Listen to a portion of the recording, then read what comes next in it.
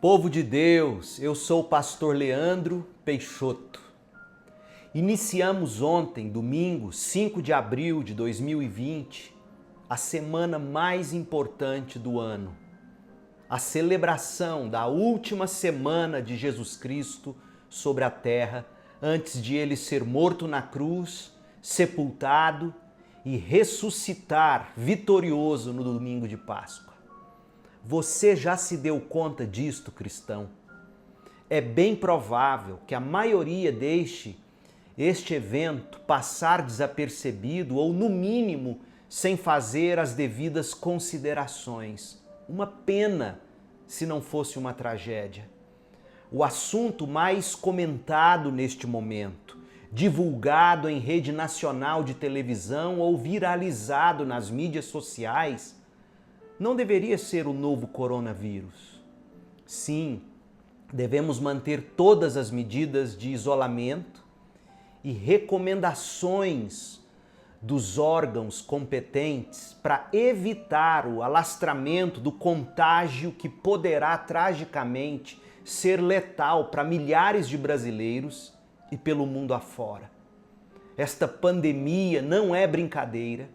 E alguns daqueles que amamos já estão sofrendo na pele com esta doença, ou vivendo sob o risco de contraí-la lá na linha de frente, enquanto atendem e socorrem aqueles doentes que procuram hospitais ou postos de saúde.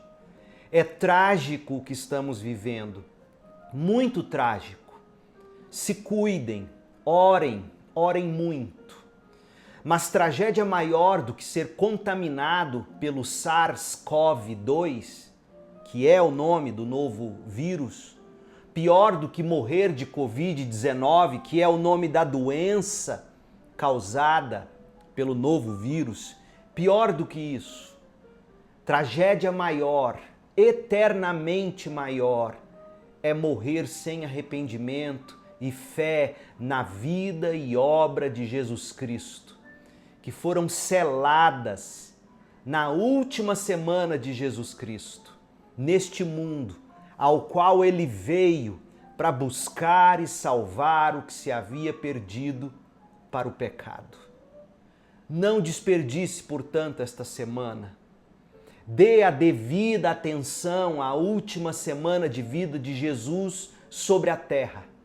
Sua vida, vida abundante e eterna, deve se agarrar com fé e esperança ao que Cristo conquistou na cruz, no final da semana da paixão e sacramentou para nós com a ressurreição no domingo de Páscoa. Algo ainda mais fora do comum está acontecendo este ano. Algo que a nossa geração, ou mesmo as gerações de nossos pais e avós jamais experimentaram em todos os nossos anos de existência. Nós não poderemos nos reunir pública e coletivamente para celebrar a vitória de Cristo sobre a morte. A igreja não poderá realizar seus cultos de celebração da Páscoa este ano.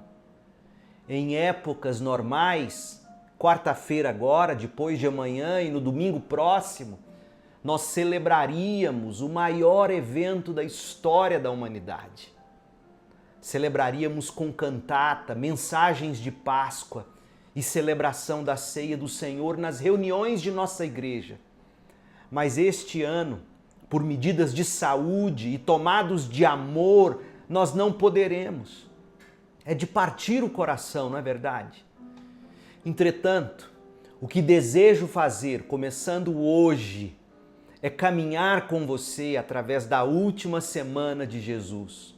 Quero convidá-la a ler comigo o diário da última semana de Jesus. Minha oração é que nenhuma das ovelhas amadas de Cristo, sob os meus cuidados aqui na Segunda Igreja Batista em Goiânia, por extensão, que nenhum amigo ou irmão e irmã de outra igreja que porventura tenha acesso a este material, deixe de dar a devida atenção à maior e mais importante notícia de todos os tempos. Cristo Jesus veio ao mundo para salvar pecadores, 1 Timóteo 1,15. Espero em Deus postar a cada dia, começando hoje e até o domingo de Páscoa, narrando e comentando o passo a passo da última semana de Jesus, conforme nós o encontramos glorioso nos relatos dos evangelhos. Que o Senhor me dê saúde, disposição e força para cada dia trazer a você um passo a mais do amor de Jesus pelas suas ovelhas eternas. Como a última semana de Jesus começou no domingo, domingo conhecido como de Ramos, e não na segunda-feira, e hoje é segunda-feira, no episódio de hoje nós abordaremos o domingo e a segunda-feira da Paixão de Cristo. A partir de amanhã, assim queira o Senhor, terça-feira, seguiremos dia a dia os últimos passos de Jesus até a cruz. Antes, porém, um breve pano de fundo, a chegada do Rei. O ano era 33 depois de Cristo. O entusiasmo no ar fresco da primavera de Jerusalém era palpável. Milhares de peregrinos judeus se reuniam vindos de todas as partes do mundo para a festa da Páscoa. E se espalhou a notícia de que Jesus, um rabino, profeta e curandeiro itinerante, com 30 e poucos anos, vindo da Galileia, havia ressuscitado Lázaro dentre os mortos, retirado-se de Betânia, uma aldeia a apenas alguns quilômetros ao leste de Jerusalém. E dizia-se também que ele havia se refugiado em uma cidade no deserto chamada Efraim, mas que estivera em Betânia durante o fim de semana anterior à Páscoa. Essa era a notícia que corria. Muitos foram até Betânia para ver Jesus e Lázaro. Daqueles peregrinos, um punhado deles creu em Jesus e retornou à capital com relatos de seu poder milagroso, inclusive para ressuscitar mortos, é o que lemos em João 12. As multidões se reuniam para a Páscoa em Jerusalém, era como um barril de pólvora pronto para explodir ao contato com a menor faísca, cheio até a tampa, com fervor messiânico e ódio ao domínio dos romanos. Ventos de revolução sopraram no ar da Palestina durante o primeiro século. E Jesus, com a autoridade que tinha para ensinar e a capacidade espetacular que possuía para capturar a atenção e a imaginação das massas, ambas as coisas acentuadas pelo poder que ele possuía para curar, expulsar demônios e até ressuscitar mortos, fazia aquela massa de gente ávida por um libertador questionar se aquele Nazareno não seria de fato o tão esperado Messias de Israel. Em contrapartida, para conquistar e manter o poder, os romanos até matavam, o que aliás faziam com bastante eficácia. Mas estavam em um impasse. Como eles seriam capazes de calar um líder que, quando quisesse, era poderoso até mesmo para ressuscitar os mortos? Depois de guardar o sábado, do entardecer de sexta até a noite de sábado em Betânia, Jesus se levantou domingo de manhã para entrar na cidade de Jerusalém. Era 29 de março de 33 depois de Cristo, o primeiro dia da última semana de sua vida na terra. Chegamos ao domingo 29 de março de 33 depois de Cristo. Jesus entra em Jerusalém Nós lemos isto em Mateus 21, em Marcos 11, em Lucas 19, em João 12. As multidões da Páscoa e os habitantes de Jerusalém estavam todos cheios de expectativas messiânicas e Jesus não os desapontou. No domingo pela manhã, seguindo viagem para Jerusalém, Jesus e seus discípulos estavam no Monte das Oliveiras. De lá, Jesus enviou 2 de seus discípulos para a aldeia vizinha Betfagé, tendo-os instruído a buscar um jumentinho sobre o qual ele montaria para sua entrada triunfal em Jerusalém. Aquela ação simbólica, intencional de Jesus comunicaria claramente sua realeza às multidões alvoroçadas de peregrinos da Páscoa, cumprindo a profecia de Zacarias 9, que dizia que o futuro rei de Israel viria montado no lombo de uma cria de jumenta. Nada mais humilhante para quem se autodeclarava rei. Afinal de contas, conquistadores montam em cavalos brancos, não em jumentos. Mas Jesus era diferente, ele era manso e humilde de coração. Enquanto Jesus, montado no bichinho, descia o Monte das Oliveiras em direção à Cidade Santa, as multidões interpretaram corretamente parte daquela ação e com alegria extasiante responderam com gentileza, espalhando mantos e folhas de palmeiras em seu caminho para criar um tapete real, enquanto o aclamavam como rei. Hosana ao filho de Davi, bem-aventurado aquele que vem em nome do Senhor, gritavam. Hosana nas alturas, abençoado é o reino vindouro de nosso pai Davi. Você lê isso em Mateus 21, em Marcos 11, referência a Isaías 9. Veja, as multidões estavam declaradamente aclamando Jesus como rei em vez de César. A cidade inteira estava abalada com os acontecimentos e a multidão continuava espalhando a notícia para qualquer pessoa em Jerusalém que ainda não tivesse ouvido sobre Jesus. Mateus 21, de 10 a 11. Alguns fariseus instruíram o Senhor a repreender as massas por julgarem perigosas aquelas exuberâncias messiânicas, mas Jesus se recusou a corrigir ou a reduzir a aclamação que ele recebia em sua entrada na Cidade Santa. Mateus 21, Lucas 19. Seria difícil subestimar a instabilidade política e religiosa que estava sendo incitada pelas ações de Jesus. Os fariseus foram pegos de surpresa e não tinham ideia de como responder aos romanos, João 12, 19. Até aquele momento, no ministério de Jesus, Jesus ainda poderia ter uma vida longa, feliz, pacífica.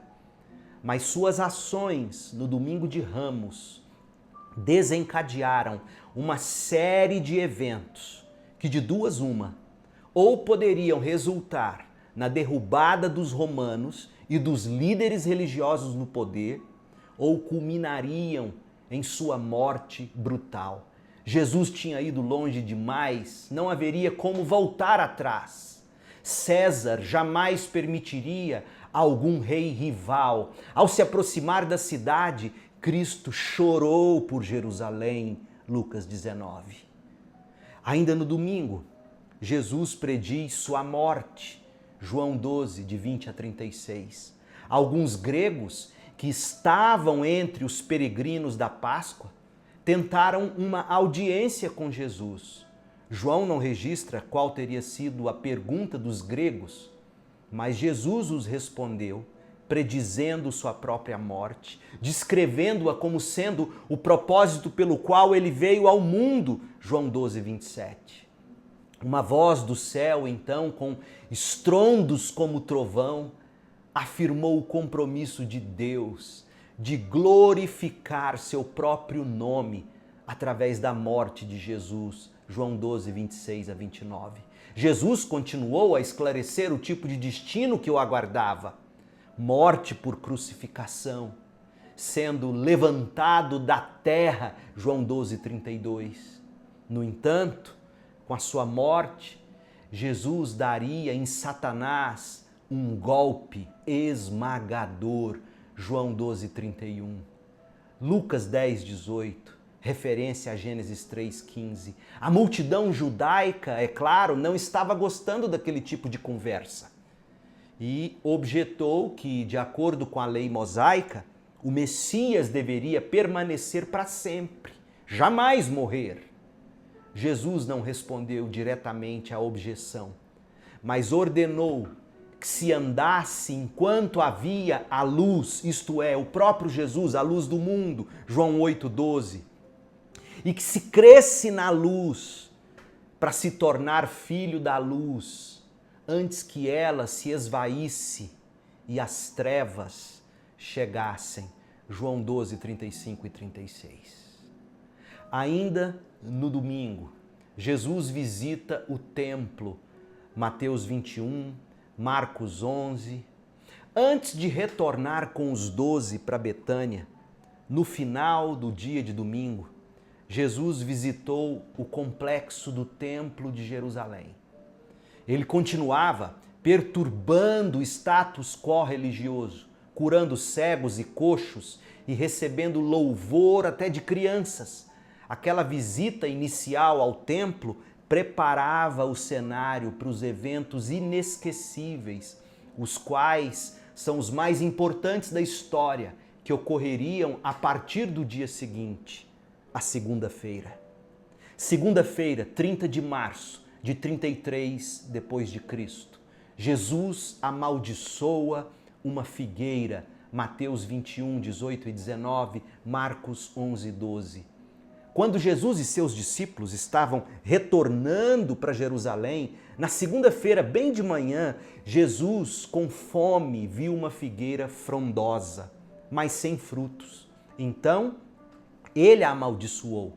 Israel é frequentemente caracterizado como figueira no Antigo Testamento. Jeremias 8:13, Oséias 9:10, Joel 1:7. A maldição de Jesus lançada sobre a figueira simbolizava o julgamento de Deus sobre uma nação que tinha a aparência externa de vitalidade, mas falhava vergonhosamente em dar frutos de vida espiritual. Jesus purifica o templo, Mateus 21:12, Marcos 11:15, Lucas 19:45. Com os eventos fascinantes do dia anterior, o domingo, ainda frescos na mente de todos, os olhos de todo mundo estavam voltados para Jesus quando Jesus entrou no templo na segunda-feira de manhã. O que o recém-aclamado Messias da linhagem de Davi faria, afinal de contas, para estabelecer seu reino? Jesus não perdeu tempo respondendo a esse tipo de questionamentos. Ele prosseguiu resoluto até adentrar ao templo. Por causa da sua visita na noite anterior, Jesus sabia exatamente o que aconteceria lá.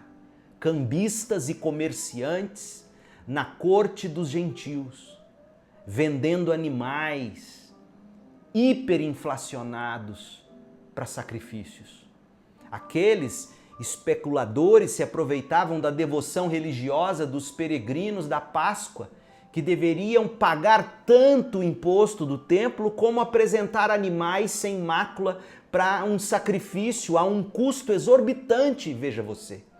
Consumido pelo zelo sagrado e pela justa indignação, Jesus virou as mesas e cadeiras dos cambistas de pernas para o ar, expulsou todos do templo, os comerciantes e os clientes, com a mesma indignação, e aí impediu a entrada de quem estava carregando mercadorias para venda. Jesus então começou a ensinar as pessoas que o templo deveria ser casa de oração para todas as nações. Uma referência a Isaías 56:7 e Jeremias 7:11. Não deveria ser um covil de ladrões, onde os ricos e poderosos exploravam os pobres, sob o disfarce de facilitar a adoração a Deus. Aquelas ações furiosas de Jesus desafiavam diretamente a liderança religiosa judaica, que era cúmplice e provavelmente se beneficiava com toda aquela flagrante corrupção da devoção ao Deus que mantinha a aliança com Israel. Os principais sacerdotes, escribas e fariseus, líderes do povo, começaram então desesperadamente a procurar uma maneira de acabar com Jesus. Não apenas ele estava desafiando diretamente a autoridade judaica, como também os romanos não precisariam de desculpas para exercer a força se houvesse alguma instabilidade civil em decorrência dos atos e das palavras de Jesus. Em contraste à reação da casta de líderes religiosos, as pessoas comuns amaram o que estavam vendo. Jesus estava agitando e ajeitando as coisas exatamente como o Messias deveria fazer, todos pensavam. Ao mesmo tempo, porém, ao purificar o templo, Jesus selava ainda mais sua sentença de morte. Os que estavam no poder não tolerariam uma afronta à autoridade deles daquele nível. Jesus deveria morrer. Quando a noite de segunda-feira chegou, Jesus e seus discípulos deixaram Jerusalém mais uma vez. Marcos 11:19. Algumas aplicações. O que nós podemos aprender? Quais aplicações nós podemos extrair destes incidentes do domingo e da segunda-feira da última semana de vida de Jesus? Primeiro, ao olharmos para a entrada triunfal de Jesus em Jerusalém e vermos a forma como a multidão o aclamou, ao mesmo tempo que nós sabemos que adiante no tempo, aqueles mesmos gritariam, crucifica-o, nós aprendemos o quanto é fácil se criar uma imagem ideal de Deus e de um Salvador, segundo o nosso coração, segundo os nossos desejos enganosos. Os judeus queriam um libertador, um Messias político. Queriam vitória sobre tudo e sobre todos para desfrutarem nesta terra, para gastarem em seus próprios prazeres. Eram adúlteros. Enquanto acharam que Jesus os serviria, o aclamaram, mas tão logo descobriram que Jesus era o que deve ser, e não o que eles esperavam, ou seja, o Cordeiro de Deus que tira o pecado do mundo. Aquela gente trocou Jesus por Barrabás e mandou Jesus para a cruz, Mateus 27. Então eu te pergunto, quem é Jesus para você? A Bíblia diz que ele é a luz do mundo, o caminho para Deus, a verdade de Deus e a vida proporcionada por Deus. Jesus é a ressurreição e a vida. Jesus é o pão e a água da vida. Jesus é o bom pastor. Jesus Cristo é o Cordeiro de Deus que tira o pecado do mundo. Lembre-se disto. Segunda aplicação, ao olharmos para a forma como Cristo amaldiçoou a figueira, por constatar que nela havia folhas, mas não frutos, e observarmos a fúria com a qual Jesus purificou o templo em Jerusalém na segunda-feira, a gente aprende o quanto o Senhor abomina, esta é a palavra, abomina profissão de fé sem vida espiritual de verdade. Ritual religioso sem vida de coração. O quanto Jesus abomina a profissão, a perversão da fé e da verdade revelada nas Escrituras. Cuidado! Em conclusão, eu peço que você imagine seu coração como um templo no qual Jesus caminha, procurando o fruto da oração, da adoração e da vida piedosa. Aliás, se você já recebeu o Senhor com arrependimento e fé, de fato seu coração é o templo de Cristo. Pois bem, enquanto Jesus caminha no seu coração e olha em volta, o que ele vê e o que ele diz para você? Passe algum tempo agora com esta pergunta, com esta imagem, e use esta imagem como um meio de oração, um diálogo sincero com Deus. Pergunte ao Senhor o que Ele deseja que você faça para ser mais útil. Pergunte ao Senhor o que precisa ser mudado na sua vida.